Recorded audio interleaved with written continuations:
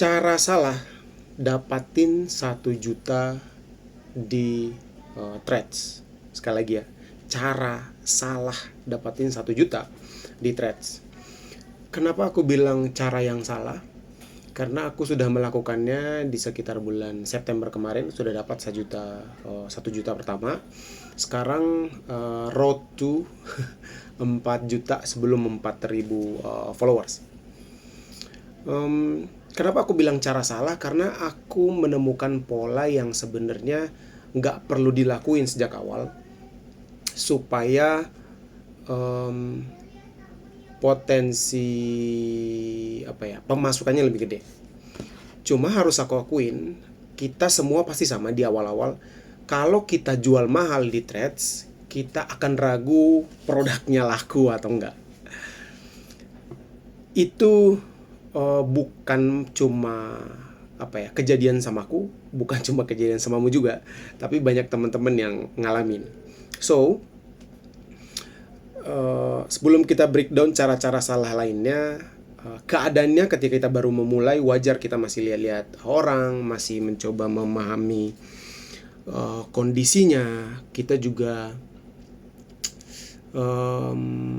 belum yakin sama produk yang kita punya. Kita belum benar-benar tahu apa yang harus dilakuin, step by stepnya, polanya banyak banget. Namanya baru kan.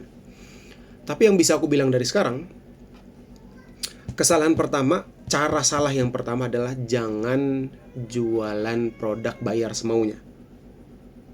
Ya. Kalau kuhitung dari 3 juta sekian yang sudah masuk, itu mungkin aku belum cek analisa datanya, tapi dari pola yang aku lihat sederhana itu mungkin hampir 1 jutaan itu dapat dari bayar orang suka-suka. Nanti aku jelasin kenapa itu jadi cara yang salah. Better teman-teman ngasih produk free, tetapi di dalam produk free-nya itu teman-teman upselling ke produk free yang lain. Misalnya ke produk yang lain. Saya teman-teman ngasih ebook, terus ebooknya itu akan membutuhkan konsultasi one on one. So teman-teman kasih di endingnya konsultasi one on one. Karena strategi ini sudah terbukti bukan cuma di aku, tapi di klien kami juga yang biasanya coba dapat sekian juta, dia bisa langsung dapat 200% lebih dari biasanya. Nah, mari kita mulai dari cara-cara salah yang pertama. Kalau teman-teman baru mulai, kalau teman-teman langsung jualan, itu sudah pasti salah gitu. Sehebat apapun teman-teman di luar sana, bahkan konten-konten artis yang masuk ke Threads, itu cenderung rendah viewsnya. Karena mereka langsung dalam tanda kutip jualan lah. Mention produk yang mereka punya, film yang sedang mereka punya, dan lain-lain gitu. Meskipun mereka sudah dikenal di luar sana, ternyata kalau kita masuk ke platform yang baru nih, ke dalam Threads, tetap perlu penyesuaian dulu. Engage dulu di dalamnya, sedikit memperkenalkan diri, share edukasi, share insight-insight yang bukan cuma about me and me gitu, tapi about us, about them gitu.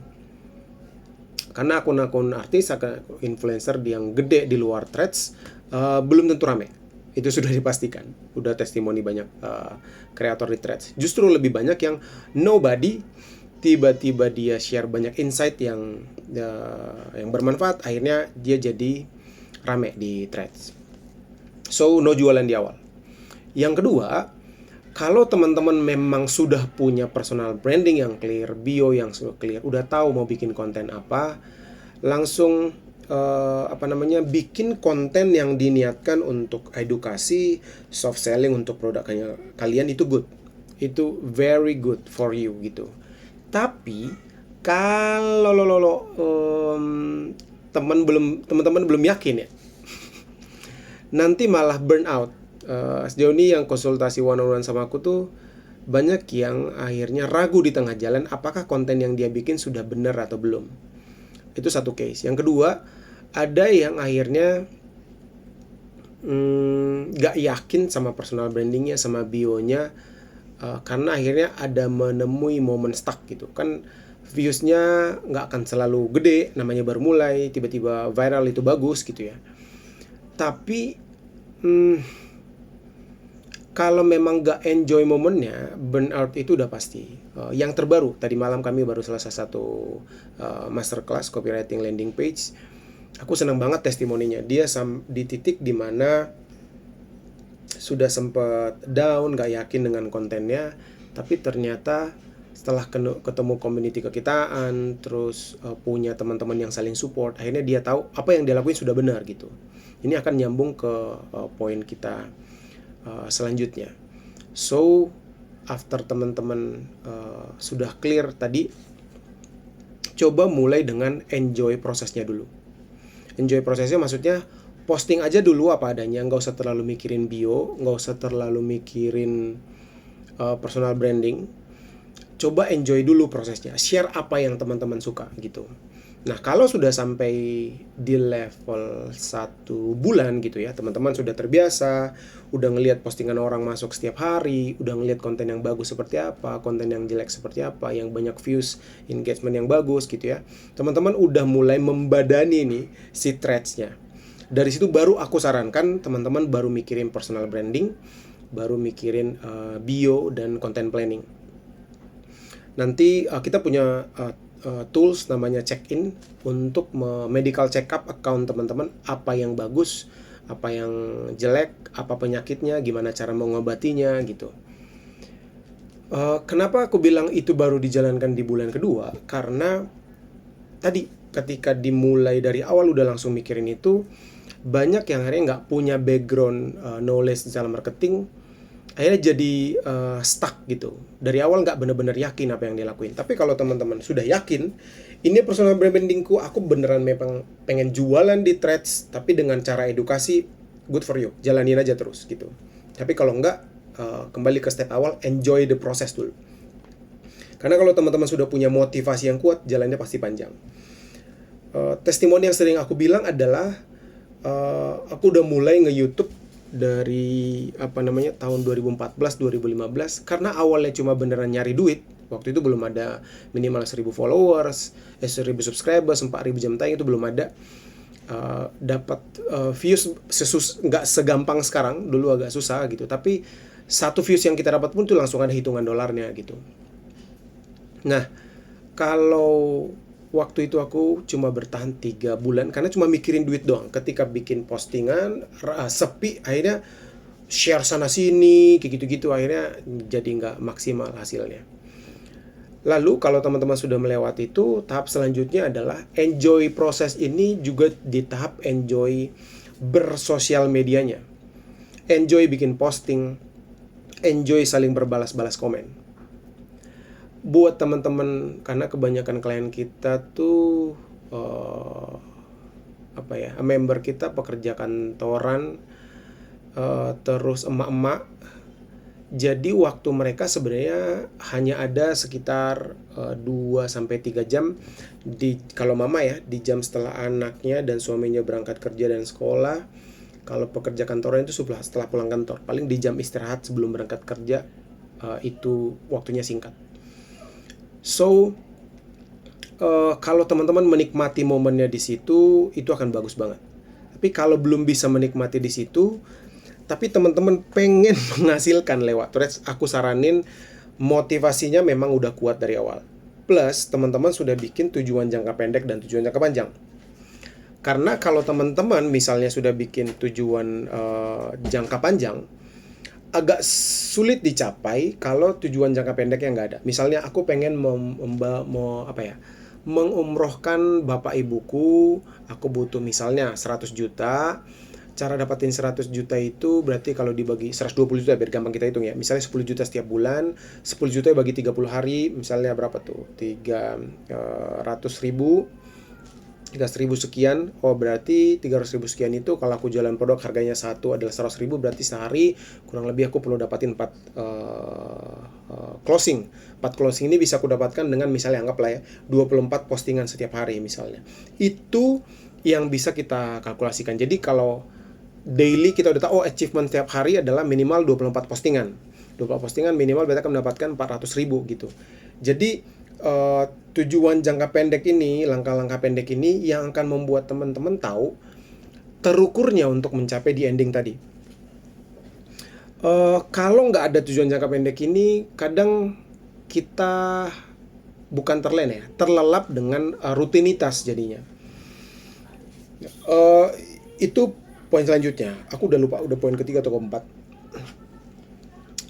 Yang paling urgent yang aku saranin ke teman-teman after sudah enjoy the process adalah join community. Kalau aku nggak join community Custom GPT Creator Indonesia yang dibikin sama Bang Irfan sekitar 2 bulan lalu, aku yakin perjalanan ke kita nggak sampai sejauh ini. Karena ngonten sendirian itu capek, beneran. Kalau kita stuck, bener ada Custom GPT, bener ada Google gitu ya, banyak AI lain yang kita bisa tanyain. Tapi kan mereka benda mati ya, nggak bisa kita ajak berinteraksi satu sama lain gitu. Kalau ada grup itu terus terang akan membantu kita untuk tetap punya energi menjalani thread setiap hari.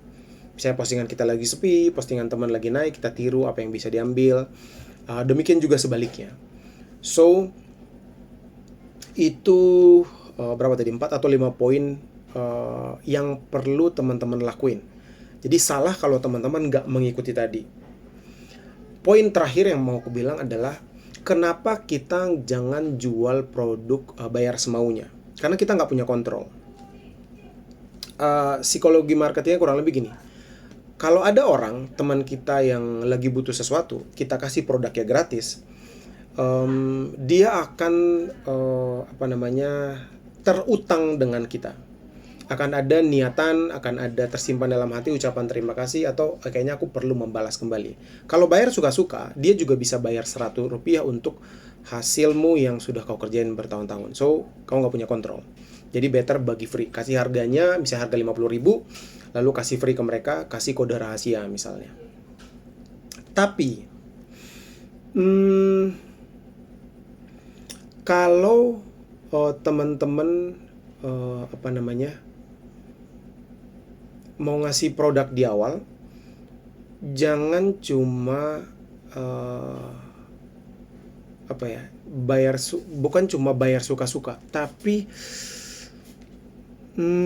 kasih harga yang layak untuk produkmu itu.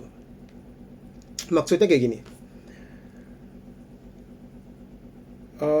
Asumsinya teman-teman sudah menyelesaikan personal branding mapping ya.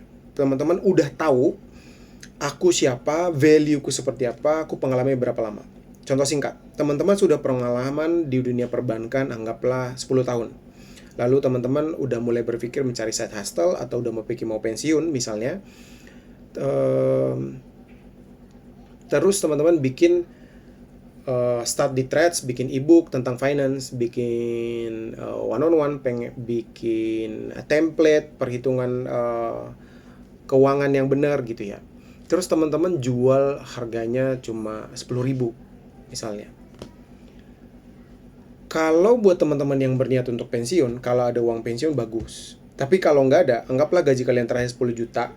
Kalau kalian pengen menghasilkan 10 juta dari 10.000 produk harga 10.000 ini, berarti berapa produk yang harus kalian jual setiap bulan?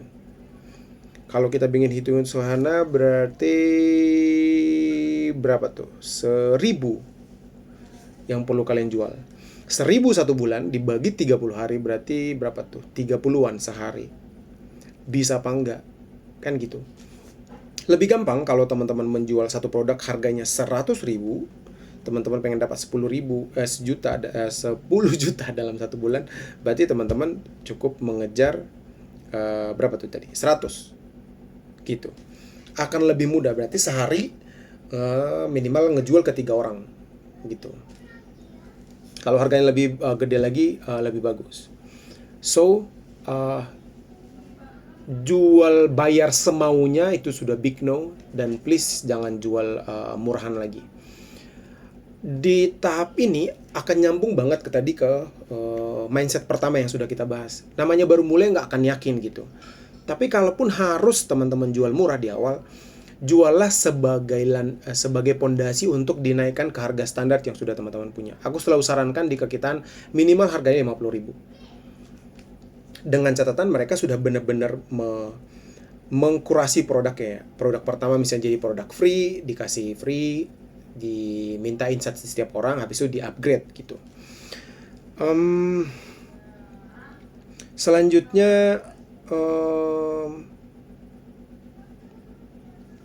kalau kita baru mulai, kita nggak yakin tuh berapa harga yang pas gitu.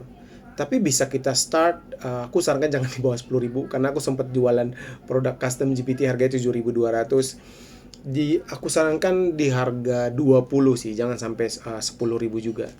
20. Jadi nanti kalau teman-teman dapat testimoni, ngupgrade, kalau dinaikin ke 30, ke 40 nggak terlalu jauh. Kalau ada upgrade lagi dinaikin ke 50. Aku sarankan minimal 2 kali upgrade sudah di harga 50.000. Bagi pertama kali produk free-nya bisa sampai 100, tapi kalau ada pembelian, teman-teman udah punya target ya, misalnya pembelian sudah ada 20, ada testimoni lagi, naikin harganya. Udah ada testimoni lagi, naikin harganya. Sampai nanti tahap 50. 50 udah, terserah deh, suka-suka kalian. Minimal yang aku mau pasangin standarnya ada teman-teman sudah dapat bayaran yang layak dari apa yang kalian kerjain. Karena, sebagai penutup, efeknya juga akan jangka panjang. Anggaplah teman-teman udah effort banget ngerjain, tapi kalian udah jual 10 cuma dapat 100.000 gitu. Akan sayang banget, akan makan energi teman-teman kalau udah capek banget tapi hasilnya kecil. Dan akan ada titik di mana teman-teman, udahlah gitu. Kan lebih enak kalau kita udah effort tapi hasilnya gede gitu. Hasilnya sesuai lah. Jangan sampai udah capek-capek tapi yang didapatkan nggak maksimal. So, itu pelajaran yang aku dapat, cara salah untuk mendapatkan 1 juta pertama dari Threads. Ada yang bisa dapatkan dalam 1 bulan, ada yang bisa dapatkan dalam 2 bulan, ada yang bisa dapatkan dalam 3 bulan. Banyak variasi. Kalau teman-teman memang niatnya pengen cepet-cepet dapat, berarti tadi personal branding sudah dibikin clear, content planning sudah dibikin clear, sudah punya custom GPT untuk membuat kontennya, udah punya memanfaatkan scheduling konten, supaya teman-teman hidupnya lebih gampang, khususnya untuk yang punya kesibukan di luar sana gitu. Itu sih yang bisa aku share. Wow, lama juga ya, 17 menit. Semoga ini kasih gambaran. Kalau teman-teman pengen tahu detailsnya, aku sudah bikin e-booknya. Kalian bisa ngambil di link ID. Nanti coba aku drop di kolom chat, aku pin. Teman-teman juga bisa masuk ke profilnya Threads-nya Kekitaan. Itu aja. Thank you banget teman-teman. Kalau kalian punya pengalaman mendapatkan 1 juta pertama di Threads, boleh share di kolom komentar, kita nanti diskusi. Aku yakin pasti banyak insight yang teman-teman sudah dapatin, yang teman-teman belum willing untuk share di depan kamera kayak gini. Itu aja. Thank you banget. Senang bisa berbagi. Pasti bermanfaat.